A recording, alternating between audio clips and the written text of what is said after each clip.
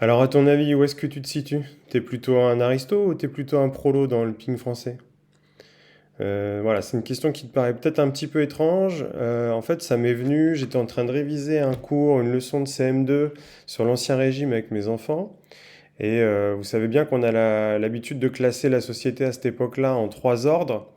Et je me suis dit, bah ouais, mais c'est bien sûr, on a toujours classé les sociétés ou les groupes humains en partie, alors rarement égale, généralement il y a toujours une catégorie dominante. Et je me suis dit, bah tiens, on pourrait essayer d'effectuer cette catégorisation, cette classification pour le ping français. Donc, bah voilà, la question que je te pose, c'est à ton avis, où est-ce que tu te situes dans le ping français? Comment est-ce qu'on pourrait classer les pongistes français? Et donc moi je vais te proposer ma grille de lecture tout à l'heure. Très rapidement là, je vais te dire comment ça m'est venu, puis on va essayer d'utiliser des inspirations un petit peu historiques. Donc je reprends la leçon du CM2 de mes enfants. Euh, donc en fait tout part d'une classification en trois ordres. Donc on a le clergé, vous savez tous, ce sont les religieux, donc ceux qui avaient un peu la doxa, le message spirituel.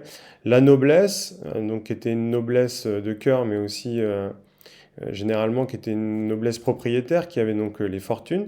Et puis on a le tiers état, donc tous ceux qui sont les producteurs, les petites mains du pays.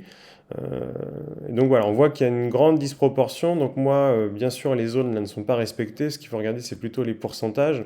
Et on voit que la grande majorité des Français sous l'Ancien Régime, à l'époque des rois de France, faisaient partie du tiers-État.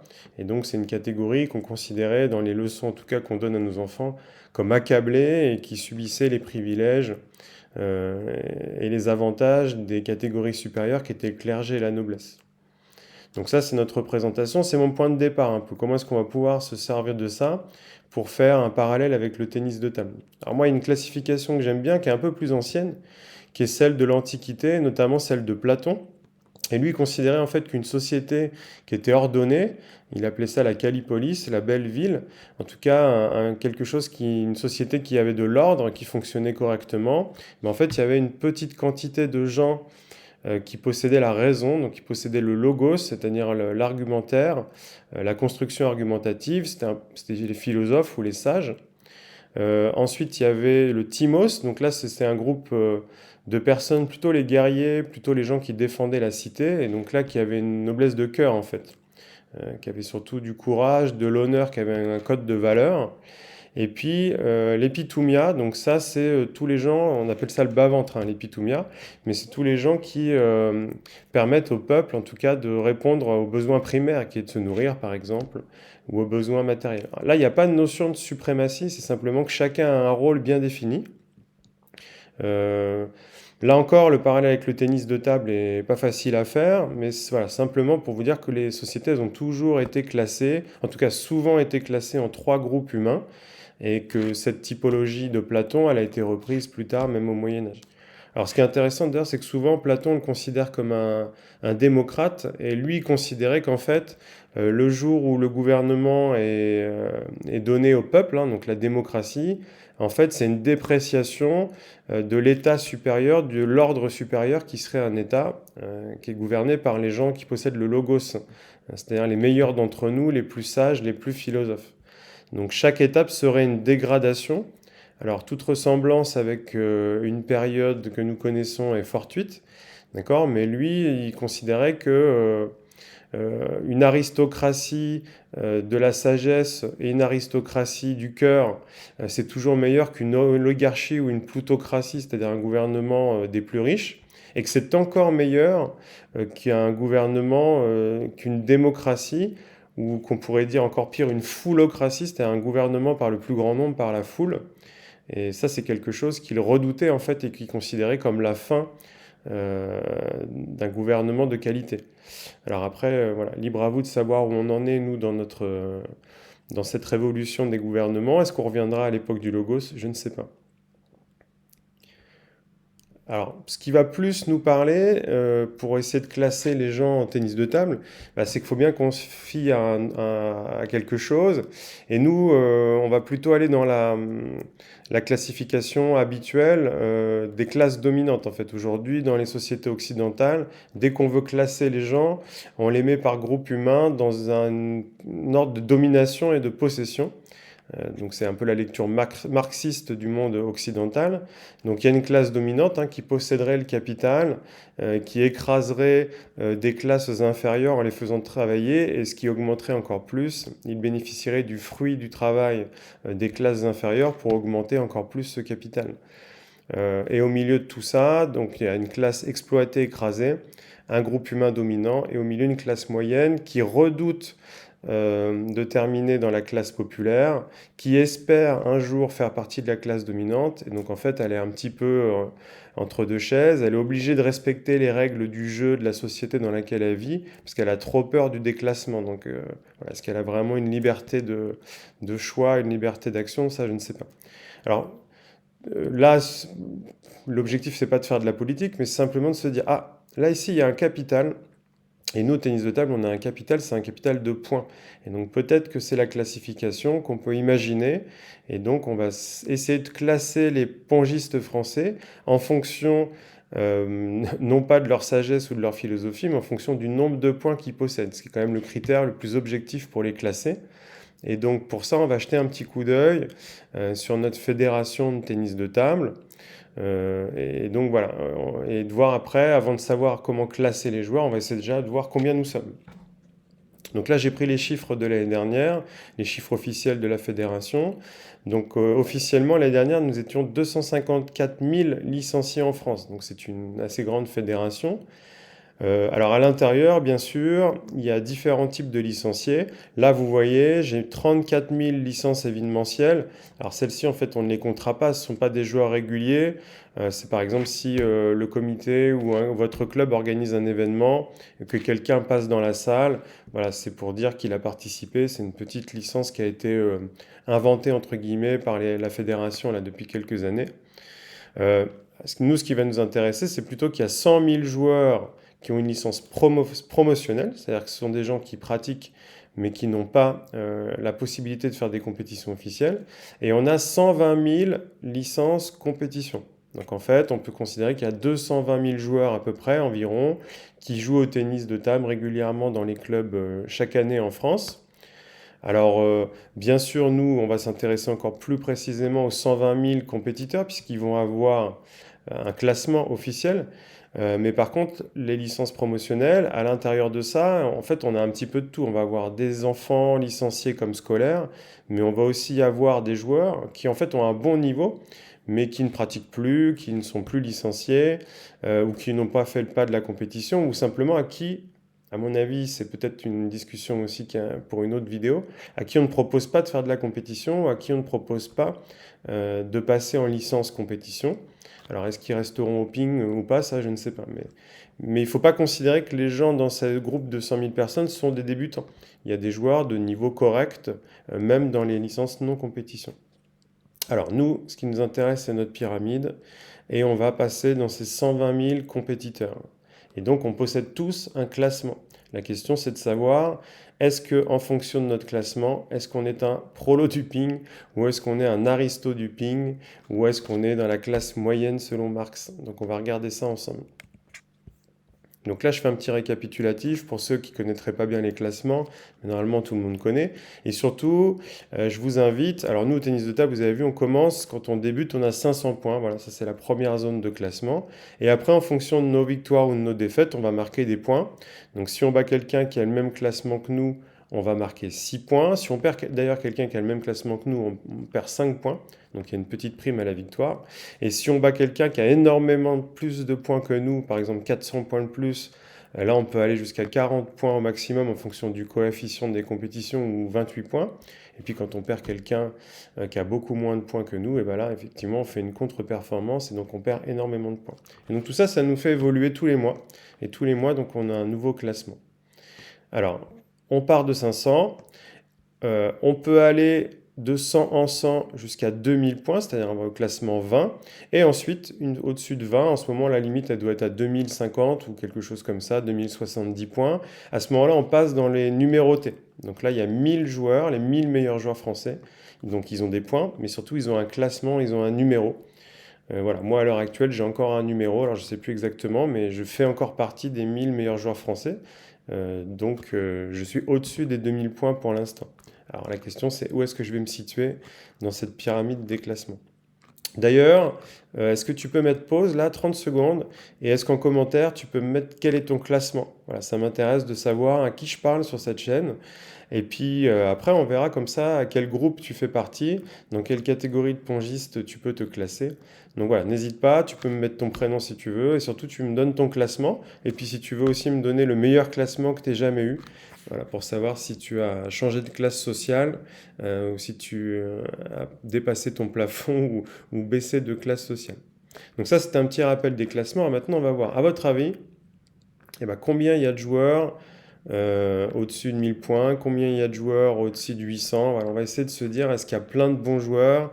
Est-ce qu'il y a plein de joueurs dans les premiers classements? C'est la question un peu qu'on se pose pour faire cette pyramide. Donc voilà, je vous la propose. Donc, classement des joueurs en France. Bon, on est 120 000 joueurs. Donc forcément, on a dit qu'il y avait 1000 joueurs qui avaient un numéro. Et puis, en gros, on peut considérer qu'il y a à peu près 1% des joueurs qui ont 2000 points ou plus. Donc ça, c'est vraiment le sommet de la pyramide.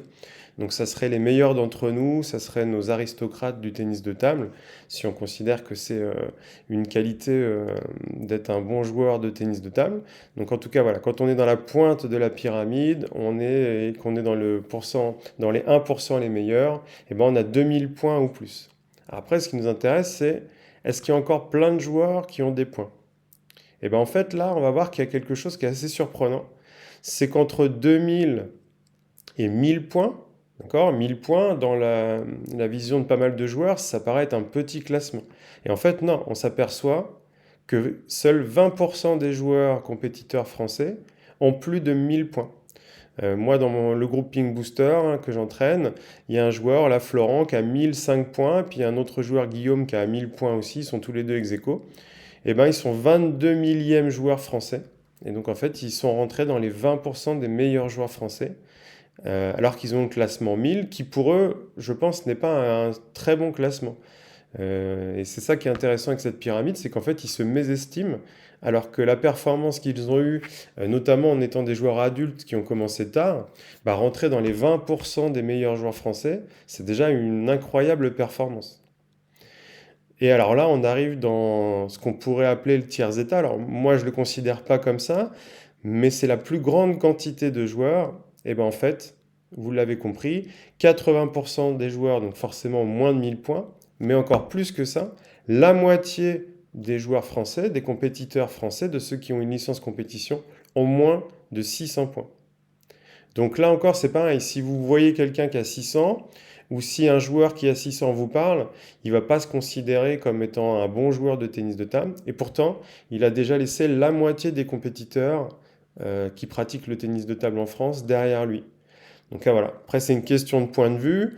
Effectivement, hein, il peut y avoir certainement des regards un peu, je ne vais pas dire méprisants, mais des regards un peu hautains, peut-être de joueurs qui ont des classements à 17 ou 18, mais qui en fait sont très rares. Hein, d'ailleurs, on voit dans les clubs, je vous invite à regarder des clubs au hasard, des joueurs qui sont 15, 16, 17 ou 18, il y en a très très très peu. Il y a pas mal de joueurs qui se maintiennent là entre 19 et le numéro, parce que c'est des gens qui sont vraiment passionnés de ping-pong. Il y a énormément de joueurs après à 11, 12 et en dessous. Mais voilà, ce cœur de classement au-dessus de 14, il est très très peu fréquent dans les clubs. Et c'est un niveau qui est très difficile à atteindre en fait, qui n'est pas du tout anecdotique. Et donc ce qu'il y a à retenir, bah, c'est que quand vous commencez à 500 points, il ne faut pas penser que c'est facile d'être 600, puisque seulement 50% des joueurs en fait arrivent à passer cette barre des 600. Et c'est vraiment un cap. On peut considérer que là, on est rentré dans les compétiteurs assidus, ceux qui ont fait des efforts pour pratiquer leur sport ou qui avaient certaines qualités au départ. Mais voilà, on a laissé quand même la moitié des pratiquants derrière nous. Alors, là, c'est les licenciés compétition. Si on rajoute en plus les licenciés promotionnels, dont on a dit que certains joueurs étaient quand même des bons joueurs, bah là, c'est encore pire. C'est-à-dire qu'on arrive à 40% des joueurs qui ont moins de 1000 points chez les compétiteurs. Et si on rajoute les promotionnels, en fait, 90% des joueurs ont moins de 1000 points. C'est-à-dire qu'il y a pratiquement tous les joueurs français qui ont moins de 1000 points. D'accord? Et que si on passe la barre des 600 points, ben, en fait, on est dans le meilleur quart des licenciés français. On est dans les 25% des meilleurs joueurs français de tennis de table. Donc vous voyez, ça remet un petit peu en perspective. Donc par rapport à ce que tu m'as dit tout à l'heure, bah, voilà, est-ce que si tu étais 13, est-ce que tu te considérais comme un aristo, comme un prolo, comme une classe moyenne? Bah, en fait, tu vois, à 13, tu es vraiment dans la petite pointe là. Tu es un joueur rare en tennis de table dans les clubs français. Et en fait, si tu es 800, bah, t'es pas si loin que ça du haut de la pyramide. Donc, à mon avis, tu t'étais certainement mésestimé sur ta place dans cette classification des joueurs français. Voilà. Donc, bon, c'est un petit jeu, hein, c'est pour s'amuser. Mais en tout cas, ça, je sais que ça, c'est quelque chose qui surprend. Et notamment, je reviens en arrière, le fait que 50% des joueurs français aient moins de 600 points. Ça, je sais qu'à chaque fois que je le dis à des joueurs, ils sont surpris. Ils n'imaginaient pas une telle quantité de joueurs, voilà, qui en fait sont débutants en tennis de table. Alors il y a des joueurs qui sont chevronnés, hein, qui jouent beaucoup, mais c'est dur de passer cette barre des 600 points. Moi je le sais parce que j'entraîne des joueurs à 5 et ils ont fait des efforts pour passer cette barre. Alors, la question c'est, voilà, moi j'ai commencé le ping-pong, donc là, c'est quand même beaucoup de joueurs, hein, et tout le monde fait de la compétition. Et moi, j'ai commencé le ping-pong parce que je suis un vétéran, donc je suis un vieux joueur. J'ai commencé le ping-pong dans les années 1980. Et en fait, à l'époque, le système de classement, il était complètement différent. Alors peut-être qu'il y a des joueurs qui ne le savent pas. Mais en fait, à l'époque, le premier classement en tennis de table, c'était le classement à 13, pardon, à 50. 50, c'était parce qu'avant on avait des classements en numéros, je vais vous donner après les correspondances. Et 50, ça correspond à 1300 points. C'est-à-dire que moi, quand j'ai commencé le tennis de table, le premier classement pour faire des compétitions, c'était d'être 50, c'est-à-dire d'avoir 1300 points. D'accord? Donc en fait, si on reprend la classification qu'on avait tout à l'heure, eh ben en fait, on n'avait que quelques pourcents des joueurs. Voilà, on n'avait qu'une élite de joueurs qui avaient un classement, et on avait une extrême majorité de joueurs qui en fait n'avaient pas de classement. Et je sais que moi, souvent, on me racontait, pardon, je sais que souvent, on me racontait que dans les clubs, ben, en fait, c'était un peu la bagarre. C'était des clubs, des salles paroissiales ou des salles des fêtes avec 2 tables, 3 tables. Donc, il fallait se battre un peu pour avoir les tables. Et c'est là où le système des privilèges, et on pourrait faire un parallèle peut-être avec l'Ancien Régime, bah, c'est que les meilleurs joueurs du club, ils disposaient de plus de temps de jeu, ce qui d'ailleurs est injuste, parce que ça veut dire que les autres avaient moins l'occasion de progresser. En tout cas, il y avait une vraie bagarre à l'entraînement pour avoir accès aux tables, et surtout c'était une bagarre en match, donc c'était vraiment basé sur la compétition immédiate. Et donc peut-être qu'on peut considérer que c'était un système plus élitiste qu'aujourd'hui. Très peu de joueurs classés, très axés sur le match et sur la compétition. Voilà, pas du tout de pratique loisir, pas du tout de pratique santé. Et donc là, on voit qu'il y a un lien avec les politiques sociales et un peu les politiques globales, puisque dans les années 90, en fait, on a inventé des nouveaux classements. Alors je vous mets déjà le lien. Donc moi, j'ai connu cette époque-là. Premier classement, on était 50, 1300 points. Donc ça n'existait pas les points. Après, on pouvait passer 45, 40, 35, 30, 25. Là, les gens ne sont pas tous d'accord, mais les classements 15 et 20, on pourrait dire que ça correspond au numéroté français d'aujourd'hui. Après, il y avait encore des joueurs plus hauts, hein, il y avait aussi une numérotation pour les tout meilleurs, mais c'était très peu de joueurs. Voilà. Et donc ça correspond 50 1300, 45 1400. Donc vous voyez un système très élitiste, avec très peu de joueurs qui avaient accès au classement. Et après, dans les années 90, on a rajouté des classements après 50. Donc on a rajouté 55, 60, 65, 70 dans un premier temps. Moi j'ai connu cette période-là, c'est là où j'ai eu mes classements. Et puis après, à la fin des années 90, si je ne dis pas de bêtises, on a rajouté encore d'autres classements, 75, 80, 85, 90. Donc voilà, si on faisait un parallèle avec un peu l'école, on pourrait dire que c'est qu'on a démocratisé notre sport, c'est-à-dire qu'on a laissé l'accès aux compétitions à une plus grande quantité de joueurs, on a donné accès au classement à une plus grande quantité de joueurs. Et donc vous voyez, ça correspond à notre situation actuelle. 90, bah, ça correspondrait à 500 points. Alors il y a eu un autre classement au début des années 2000, hein, on commençait à 600 points pour les garçons et à 350 points pour les filles. Bon, c'est encore un autre problème, ça j'en parlerai pas aujourd'hui. Donc vous voyez, il y a eu un grand mouvement d'accès à la compétition pour tout le monde. D'accord? Et donc c'est un peu voilà, comme l'école, on a démocratisé, et on pourrait même dire aujourd'hui qu'on a massifié, puisque vous voyez qu'on a rajouté les licences promo, et on a rajouté les licences événementielles. Là, l'objectif, c'est de dire qu'on a une communauté de joueurs de ping la plus grande possible. Donc, est-ce que c'est bien? Est-ce que c'est une bonne chose? Est-ce que ça a amélioré le niveau moyen? Voilà, il faudrait avoir une lecture plus fine. Est-ce qu'on apporte de la qualité à ces joueurs qui ont les classements les plus bas?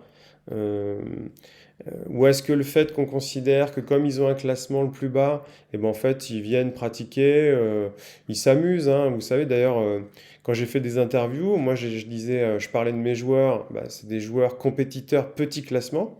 Et en fait, les gens que j'interviewais faisaient un lapsus, ils les appelaient les loisirs. C'est-à-dire dans l'imaginaire collectif, quelqu'un qui a un petit classement, on considère que c'est un joueur loisir. Non, c'est un joueur qui adore la compétition, peut-être même plus qu'un joueur 14 ou 16. Mais par contre, bah, pour l'instant, il est encore débutant, il a envie de progresser, ou en tout cas, ouais, il est aussi méritant que les autres en compétition, mais il a simplement moins de points. Donc vous voyez, il y a ça. Il y a quand même une espèce de condescendance de la part des joueurs qui ont un bon classement envers ceux qui ont un tout petit classement. Et du coup, est-ce qu'on essaye de les faire progresser ou pas? Voilà, ça c'est la question qu'on pourrait se poser par rapport à cette étude de classement. Donc voilà, c'était un peu amusant. Moi, ce qui m'intéressait, c'était un peu de vous montrer bah, comment était composée cette grande masse de joueurs français. Et donc en fait, on voit une toute petite élite de joueurs, entre guillemets, c'est-à-dire 1% des joueurs qui ont plus de 2000 points. Donc forcément des gens qui ont consacré un morceau de leur vie au tennis de table, qui ont consacré énormément de temps au tennis de table. Derrière, une quantité de joueurs finalement relativement faible, hein, 20% des joueurs qui ont entre 1000 points et 2000 points. Ça, c'est les compétiteurs réguliers de nos championnats départementaux ou régionaux. Et puis là, une masse énorme de joueurs, 80% des joueurs qui ont moins de 1000 points, et surtout 50% des joueurs qui ont moins de 600 points. Et donc, à l'intérieur de ces joueurs qui ont 600 points, bah, effectivement, il y a des joueurs qui n'ont pas forcément une grande envie de progresser, mais il y a aussi voilà, plein de joueurs qui cherchent des conseils, qui cherchent des compètes, et qui ont peut-être du mal à trouver ce qu'ils cherchent au tennis de table. En tout cas, moi, c'est le point de vue que j'ai en ce moment, c'est ce que je remarque. Et donc, bah, si vous partagez mon point de vue, mettez-le en commentaire. Si vous avez une autre idée, si vous avez des précisions à apporter sur ce que je vous ai dit aujourd'hui sur les classements ou la classification, n'hésitez pas, ça m'intéresse.